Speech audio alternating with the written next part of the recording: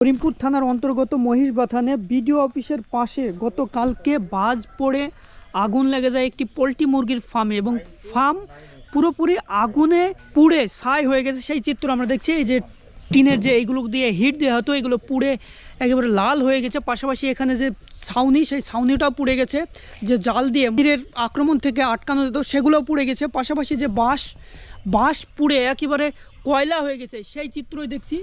পাশাপাশি যে মুরগিগুলোকে আপনাদেরকে দেখাবো, পুড়ে এগুলো মনে হচ্ছে যে মুরগি নয়, এগুলো মনে হচ্ছে যেন ছাই, সেই চিত্রই দেখছি। পাশাপাশি আরেকটা মুরগি যদি দেখি, একেবারে পুরোপুরি পুড়ে ছাই হয়ে গেছে মুরগি সহ, কিছুই বাকি নেই, অবশিষ্ট অংশ কিছুই নেই। যে হাওয়া দেওয়া হতো সেই ফ্যানও পুড়ে গেছে, সেই চিত্রও দেখছি। একটি বাজ পড়েছিল গতকালকে, পুরোপুরি আগুনের তলায় চলে আসে এবং সম্পূর্ণভাবে রূপে পুড়ে যায়। এই যে ফ্যান, এখানেও দুটো ফ্যান পড়ে আছে, এই দুটো ফ্যানও পুড়ে গেছে, এর অবশিষ্ট অংশ কিচ্ছুই নেই। যে দেখতে পাচ্ছি পুরোপুরি ফ্যানটাও পুড়ে গেছে, যে এর ভিতরে যে কয়েলগুলো থাকে সেগুলো পুরোপুরি পুড়ে ছাই হয়ে গেছে।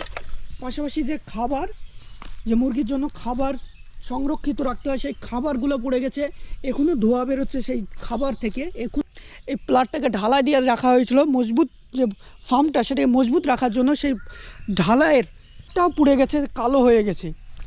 এই দিকটা আপনাদেরকে দেখাবো যে আগুন এখনও পর্যন্ত লেগে আছে। যে পলিথিন ছাউনির জন্য যে পলিথিন লাগে, পলিথিনটা পুড়ে ছাই হয়ে গেছে, কালো হয়ে গেছে, এখনও আগুন জ্বলছে।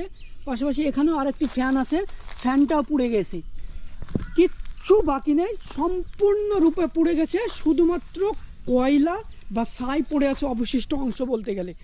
কালকের বৃষ্টি এবং ঝড়ের এতটাই তীব্রতা ছিল যে মানুষ এই ফার্মের আশেপাশেই ভিড়তে পারেনি যখন আগুন লেগে যায়। পাশাপাশি ফায়ার ব্রিগেডকে খবর দেওয়া হয়েছিল, ফায়ার ব্রিগেডের যেহেতু তাদের অন্য আরেকটা কাজে ব্যস্ত ছিল তাই তারা আসতে পারেনি। পাশাপাশি টেউটো থানার ফায়ার ব্রিগেড আসে এবং আস্তে আস্তে সম্পূর্ণরূপে ফার্মটি আগুনের তলায় চলে যায় এবং বশীভূত হয়ে গেছে। পাশাপাশি আরেকটা জিনিস আপনাদেরকে দেখাবো, এখানে যে কলার বাগান দেখছেন, এই ফার্মের আগুন লাগার কারণে যে কলার বাগান সেটাও এই দূর থেকেও তাপ লেগে একটি কান্দি পুড়ে গেছে, সেটা দেখতে পাচ্ছেন।